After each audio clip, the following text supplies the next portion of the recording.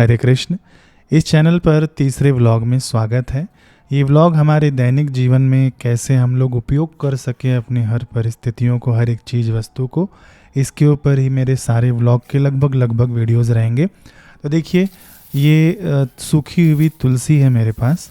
यहाँ पर मैंने इकट्ठी कर रखी हैं तुलसियाँ, बहुत दिनों से इकट्ठी हैं और इसे धूप में भी डाल कर रखा हुआ था। तो ऐसे रखे रखे ना अच्छे से धूप में तुलसी सूख गई हैं, है ना। और जो इसके अंदर जल तत्व होता है वह सूख गया है। ठीक है, तुलसी मैंने पहले भी बताया था कि यदि आपके घर में सूख जाए तो उस तुलसी को ना सोने से भी अधिक संभाल कर रखना चाहिए। जी हाँ, ये जन्म से लेकर मरण तक सभी कार्य में उपयोगी हैं। यहाँ तक कि जब अमावस्या तिथि आ जाती है ना, अथवा तो कोई और तिथि आ जाती है और हम लोग भगवान को तुलसी अर्पित करना चाहते हैं, लेकिन हम लोग पहले दिन तोड़ना भूल गए हैं, तो इस सूखी तुलसी के माध्यम से भी हम लोग अपना पूजन संपन्न कर सकते हैं। एक सूखी तुलसी का टुकड़ा उठाकर भी भगवान को अर्पित कर देंगे तो भी हमको वही पुण्य लाभ मिलता है। बाकी कई लोग पूछते हैं कि हमारे घर में तुलसी सूख गई, क्या ये अशुभ है? क्या हमने तुलसी लगाई, कुछ दिनों बाद वह तुलसी सूख गई? तो देखिए, कभी कभार हमारी लापरवाही भी हो जाती है, हम लोग ठीक से ध्यान नहीं रखते हैं तो भी तुलसी जी सूख जाती हैं, है ना। और घर में कभी कभी ज़्यादा नेगेटिविटी होती है, अथवा तो मासिक धर्म में आदि में यदि हम लोग तुलसी पौधे को छू देते हैं तो भी देखा गया है कि तुलसी जी मुरझा जाती हैं, सूख जाती हैं। और दूसरी बात मैं आपको बता दूं कि ये प्राकृतिक चीज़ है।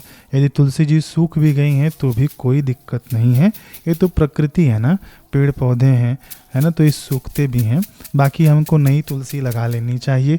कार्तिक के महीने में तुलसी लगाना तो बड़ा ही शुभ माना गया है। ये देखिए, तुलसी बगीचे से निकली हुई थी तो वहाँ पर हमने रख दिया है सूखने के लिए, ताकि ये अच्छे से सूख जाए। और इसकी जो पत्तियाँ होती हैं ना, वह हम लोग इकट्ठा करेंगे।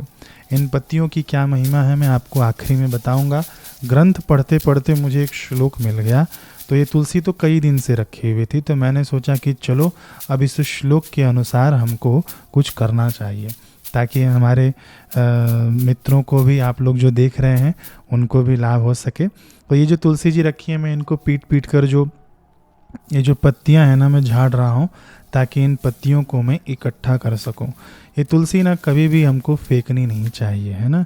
कभी भी आपके गमले में भी यदि तुलसी जी सूख जाएं तो उनको भी निकाल कर आप लोग अच्छे से, भले ही छोटे से एक थैले में रख लेना, लेकिन रख जरूर लेना।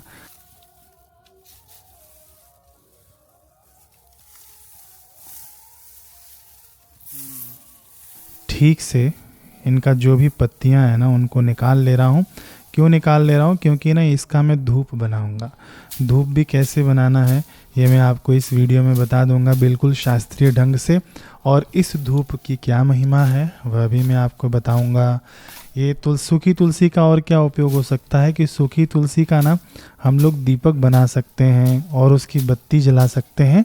लेकिन सूखी तुलसी को कभी भी घी में ही जलाना चाहिए, शास्त्रों में ऐसा वर्णन आता है। मैंने एक वीडियो पहले भी बना रखा है अपने दूसरे चैनल पे कि सूखी तुलसी का बत्ती का दिया कैसे बनाना चाहिए, है ना। तो वो भी आप लोग यदि देखना चाहें तो देख लेना।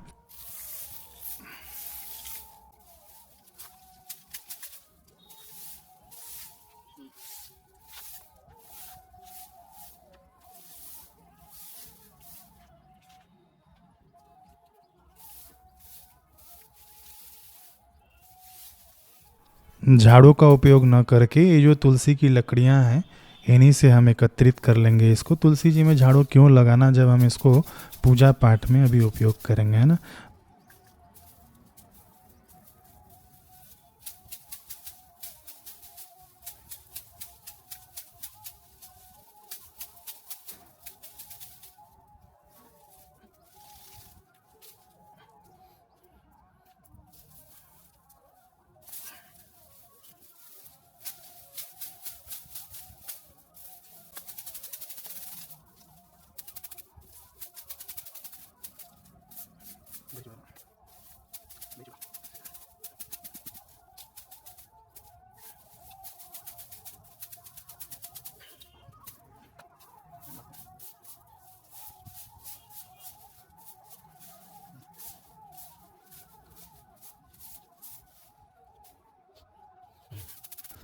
15-20 मिनट के मेहनत के बाद इतने सारे तुलसी पत्र मैंने इकट्ठा कर लिए हैं। ये सब सूखे हुए हैं।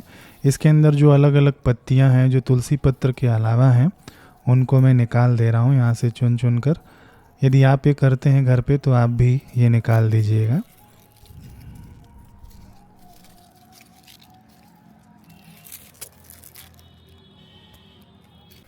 चलिए अब इसको हम लोग थैले में भर लेते हैं। थैले में भी भरते समय ना हमको ये ध्यान रखना है कि इसके अंदर ऊपर ऊपर से ही हम भरेंगे, क्योंकि ना नीचे नीचे ना इसके अंदर कीड़े भी इकट्ठे हो जाते हैं ना। ये अभी देखिए कार्तिक का महीना चल रहा है तो खूब सारे कीड़े होते हैं वातावरण में, तो इसके नीचे ना इकट्ठे भी हो जाते हैं। तो उनका भी ध्यान रख के हमको ये भरना है। ऊपर ऊपर का हम लोग ले लेंगे, थोड़े दिन नीचे के हिस्से को छोड़ देंगे ताकि कीड़े वहाँ से निकल जाएं।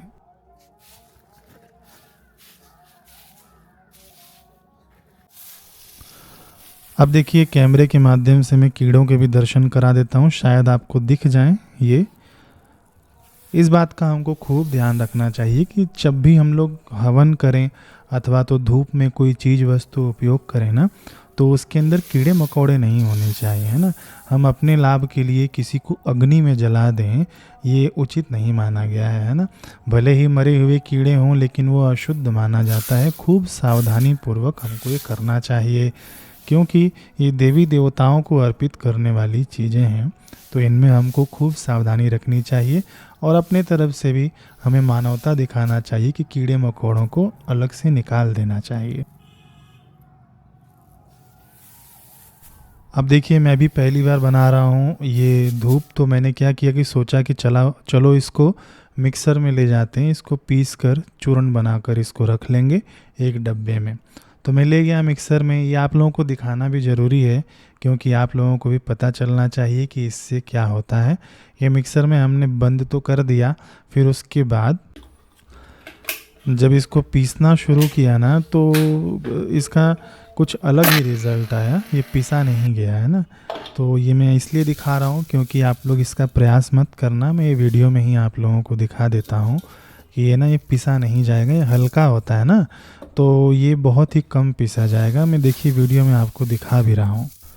तो फिलहाल इसका निष्कर्ष तो यही निकला कि हम इसको ऐसे ही रखेंगे, थैली में या पन्नी में कर आप इसे रख लेना।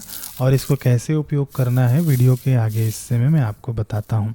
तो केवल हमारे पास यही ऑप्शन है क्या कि तुलसी के पत्र को सुखाकर हमें इस प्रकार से इसका उपयोग करना चाहिए? नहीं, ऑप्शन और भी हैं। फिर से मैं ले चलता हूँ आपको उन्हीं सूखी लकड़ियों के पास जो तुलसी जी के पड़े हुए हैं। तो ये जो पतली पतली जो डंटियाँ होती हैं ना, इनको भी आप लोग तोड़कर रख सकते हैं यदि आपके पास ज़्यादा मात्रा में तुलसी जी सूखी हुई पड़ी हुई है ना।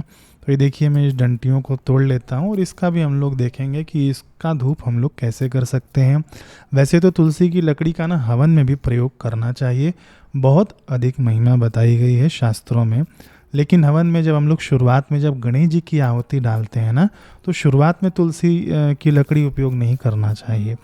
शुरुआत में जब आपका पूरा हो जाए गणेश जी वाला मंत्र, फिर उसके बाद आप तुलसी की लकड़ी हवन कुंड में डालकर उपयोग कर सकते हैं। देखिए मैंने ये छोटे छोटे ना तुलसी के ये डंटियाँ तोड़ ली हैं, इसका भी हम लोग उपयोग करेंगे। पहले हम इसको रख कर आते हैं अपने स्थान पर। फिर देखिए अब हम लोग ना गमले के पास आ गए हैं। गमले के पास में ऐसे आपके पास ना ऑलरेडी सूखी हुई पत्तियां मिल जाएंगी गिरी हुई, गमले के इर्द गिर्द गिरी हुई रहती हैं ये पत्तियां। तो इन पत्तियों को फेंकना नहीं चाहिए। कभी भी जब ये ऐसी तिथियां आ जाएं जिस दिन हम लोग तुलसी पत्र नहीं तोड़ सकते, तो ये तुलसी के पत्ते भी सूखे वाले आप उपयोग कर सकते हैं। अब ये देखिए तुलसी में जो सूखा हुआ जो हिस्सा होता है लकड़ी का ना, उसे उतार कर रख लेना चाहिए अपने घर में, है ना। इसको अच्छे से रख लेना चाहिए। इसका भी उपयोग हम लोग इस धूप में कर सकते हैं। जो मंजरियाँ सूख जाती हैं उनको भी उतार कर रख लेना चाहिए। वैसे तो हरी मंजरी के साथ, उसको फूल कहते हैं तुलसी जी का, हरी मंजरी के साथ ही उतार लेना चाहिए। लेकिन यहाँ पर ना तुलसी जी ढेर मात्रा में है, अधिक मात्रा में है, तो हर एक तुलसी जी का उतारने में नहीं हो पाता है रोज़ रोज़। तो ऐसी सूखी मंजरी भी यहाँ पर आपको देखने को मिल जाएंगी, है ना। बस एक बात का ध्यान रखना चाहिए कि जब भी हम लोग सूखी मंजरी उतारते हैं ना तुलसी जी से, तो अमावस्या हो गया, पूर्णिमा है, व्यतिपात है, संक्रांति की तिथि है, अथवा तो कोई ग्रहण का योग है ना, रविवार है, द्वादशी है, तो इन सब तिथियों में आपको तुलसी का चयन नहीं करना चाहिए, अथवा तो इस सूखी तुलसी अपने तुलसी पत्र से नहीं उतारना चाहिए, है ना। इन बातों का आप लोग ध्यान रखा करिएगा, विशेष रूप से खाली दिनों में, रिक्त स्थानों में, जब आपको उतारने का समय रहे, जब ग्रंथ मना नहीं करते, उस समय ही उतार के रख लेना चाहिए। अब आइए चलते हैं, अब हम लोग धूप जलाकर देखते हैं कि किस प्रकार से हमको धूप जलाना है। ये मैंने छोटे से गोबर का टुकड़ा ले लिया है, जिसको उपला भी कहते हैं, गोबर का कंडा भी कहते हैं। छोटे से अपने ये पित्तल के बने हुए धूपिये में रखते हैं ना। कभी भी पित्तल का ही धूपिया उपयोग करना चाहिए, स्टील आदि का नहीं करना चाहिए। अब देखिए, इसमें गोबर का कंडा भी उतनी ही मात्रा में आप लोग लेना। मैं आपकी सावधानी के लिए बता दे रहा हूँ कि घर में ना कई लोग क्या करते हैं, खूब धुआं कर लेते हैं, इससे आंखें खराब हो जाएंगी आपकी, है ना। भले ही आप लोग धूप जलाइए चाहे कुछ भी जलाइए, तो ये इस बात का आप लोग ध्यान रखना कि कभी भी ना ज़्यादा मात्रा में धुएं में आप लोग नहीं बैठना, नहीं तो ना कभी भी श्वास की भी तकलीफ़ हो जाती है, आंखें भी खराब हो जाती हैं लोगों की। पहले से मैं आपको सावधानी बता दे रहा हूँ। यदि आप धूप जलाएं तो खिड़की आदि भी खोल के रख सकते हैं, नहीं तो कुछ देर आप लोग खिड़की आदि बंद रखें, फिर उसके बाद आप लोग खोल देना वो खिड़की आदि, है ना, नहीं तो फिर वो नुकसानदायक होने लगता है। वैसे घी का धूप यदि हम लोग करते हैं गोबर के कंडे पे, तो उसकी भी खूब महिमा है कि अच्छा स्वास्थ्य बना रहता है, लेकिन अधिक समय तक उसमें नहीं बैठना चाहिए, है ना। अब देखिए, मैं यहाँ पर गोबर का कंडा जला लेता हूँ। गोबर का कंडा देखिए जल चुका है पूरी तरह से। इसे अब हम लोग रख देंगे इसके अंदर। अब आपको दो चीज़ें लगेंगी यहाँ पे, आपको ना घी लगेगा और काला तिल लगेगा। ये मैं घी लेकर भी आ गया हूँ। देखिए, ये दीपक में, दीपक जलाने के भी काम आ जाएगा बाद में, इसीलिए दीपक में लिया हुआ है। फिर यहाँ पर काला तिल भी है हमारे पास। काला तिल ज़रूरी है इसके अंदर, है ना। तो अभी जो हमने लकड़ियाँ तोड़ कर रखी थी, पतली पतली जो लकड़ियाँ हमने तोड़ी थी ना, तो उसको अभी हम लोग घी में डुबो कर इसी गोबर के कंडे के ऊपर रख देंगे। तो ये ना धूप हम लोग बना रहे हैं। कई लोग इसको अग्यारी भी कहते हैं, इसको धूप बनाना भी कहते हैं। तो तुलसी की लकड़ी को घी में डुबोया और इसके ऊपर हमने रख दिया। अब ये अच्छे से जलने लग जाएगा, क्योंकि घी का भी समावेश है ना, तो घी और आग अच्छे से जलता है और खूब अच्छी खुशबू आती है। अभी देखिए बड़ी सुंदर खुशबू आ रही है, लेकिन इसके ऊपर ध्यान रखिएगा, थोड़ा सा हमको तिल भी डालना चाहिए, है ना। फिर ऐसे ही आप लोग मंजरी का भी कर लेना। जो भी मंजरी आपके पास पड़ी हुई है, जो हमने उतारा था, उसका भी आप लोग कर सकते हैं। मैं आपको ऑप्शन बता रहा हूँ, या तो लकड़ी हो या तो मंजरी हो, ऐसे हम लोग धूप कर सकते हैं। अब देखिए, जो पत्तियां हमने तोड़ के रखी थी, है ना, पत्तियां जो इकट्ठी करके, जो सूखी पत्तियां हैं ना, उनको आप लोग कैसे उपयोग करेंगे, ऐसे ही मत डाल देना इसके अंदर। इन पत्तियों को ना अच्छे से ना आप मसल लेना, है ना। ये सूखी पत्तियां रहेंगी तो ऐसे ही टुकड़ा टुकड़ा हो जाएंगी। मिक्सर में आप लोग पीसने जाएंगे ना तो बड़ी मुसीबत में पड़ जाएंगे। शुरुआत में मैंने आपको बताया पिसा नहीं जाता है।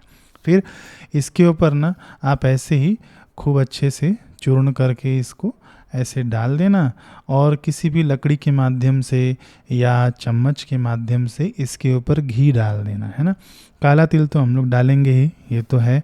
तो इस प्रकार से मैंने आपको दो तीन विधियां बता दी कि भगवान को धूप बत्ती करना चाहिए। ये धूप ना खूब अच्छी खुशबू देता है, आप लोग जला कर देखिएगा, बड़ी अच्छी सुगंध आती है इस धूप की। पूरा वातावरण सात्विकमय हो जाता है, ध्यान भजन करने में मन कर लगता है। जो लोग शहरों में रहते हैं, बिल्डिंग में, फ्लैट आदि में ना, उनको तो ये धूप करना ही चाहिए, और ना शुरुआत में प्राणायाम कर लेना चाहिए। फिर मैंने बताया कि अधिक धूप में यानी अधिक धुएं में नहीं बैठना चाहिए, ठीक है। शुरुआत में आप प्राणायाम कर सकते हैं इस धूप के अंदर। यदि आपको पेड़ पौधे, अच्छे वातावरण, नेचुरल वातावरण नहीं मिलता हो, तो शहरों में लोग इस प्रकार से भी प्राणायाम कर सकते हैं। लेकिन ये धूप जलाने के बाद सबसे पहले आप भगवान को अर्पित करना।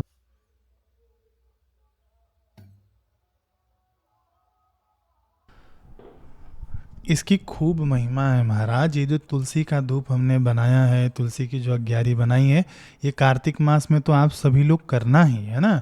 कार्तिक मास के अलावा भी यदि आप रोज करते हैं तो खूब खूब पुण्य वृद्धि होती है। मैं अभी देखिए आपको श्लोक पढ़कर दिखाता हूँ। देखिए शास्त्र कहते हैं कि यो ददाति हरे धूपम तुलसी काष्ठ संभवम सिक्ते सिक्ते तिले वापि अग्नियोष्ट फलम लभेत। इसका अर्थ है कि जो मनुष्य तुलसी की लकड़ी से बना हुआ धूप भगवान श्री हरि को अर्पित करता है, वह प्रत्येक कण यानी जितने टुकड़े होते हैं ना, उसमें भले आप चूर्ण करके डाल रहे हैं वो, अथवा तो आप तिल जितना डाल रहे हैं वो जितनी संख्या में होती है, प्रत्येक कण में प्रत्येक तिल में अग्नियोष्टम यज्ञ का फल प्राप्त होता है। अग्नियोष्टम फलम लभेत। अग्नियोष्टम यज्ञ क्या होता है? ये बड़ा ही जटिल यज्ञ माना गया है। 5 दिनों तक जब हम लोग संपूर्ण यज्ञ करते हैं तब अग्नियोष्टम यज्ञ पूर्ण माना जाता है ना। और आप लोग कहाँ ये सब यज्ञ करने जाएंगे, तो केवल आप ये धूप दे दिया करें भगवान को, है ना। आपके पास लड्डू गोपाल हों तो उनको दे सकते हैं, शिवलिंग रखा हुआ आपने तो उनको दिखा सकते हैं, पंचदेवों में से किसी को भी आप लोग दिखा सकते हैं, गणेश जी को नहीं दिखाना चाहिए, है ना, ये वाला धूप। बाकी मेरे पास देखिए शालीग्राम जी हैं तो उनको मैं दिखा सकता हूँ। तो इस प्रकार से विशेष करके कार्तिक मास में, उसके बाद भी हर महीने आपको इस प्रकार से धूप दिखा देना चाहिए। धूप तो सभी लोग करते ही होंगे, है ना, अपने अपने घर में। भले ही आप छोटा सा ना एक धूप जलाते हो, केमिकल वाला धूप नहीं जलाना चाहिए, तो उसके ऊपर भी आप एक छोटी सी लकड़ी रख देंगे, है ना। आप ये तुलसी की छोटा सा लकड़ी तोड़कर रख देंगे तो भी वह धूप मान्य होगा। तो किसी भी प्रकार ये न केन प्रकारेण, किसी भी प्रकार भगवान को तुलसी जी का धूप जरूर देना चाहिए। ये ना पद्म पुराण में लिखी हुई बात मैंने आपको पढ़कर सुना दी है। तो आप लोग इसका खूब लाभ लेना। और मेरे वीडियो में आप लोग ये मत कहना कि छोटी सी चीज़ इतनी बड़ी चीज़ में बना दी है।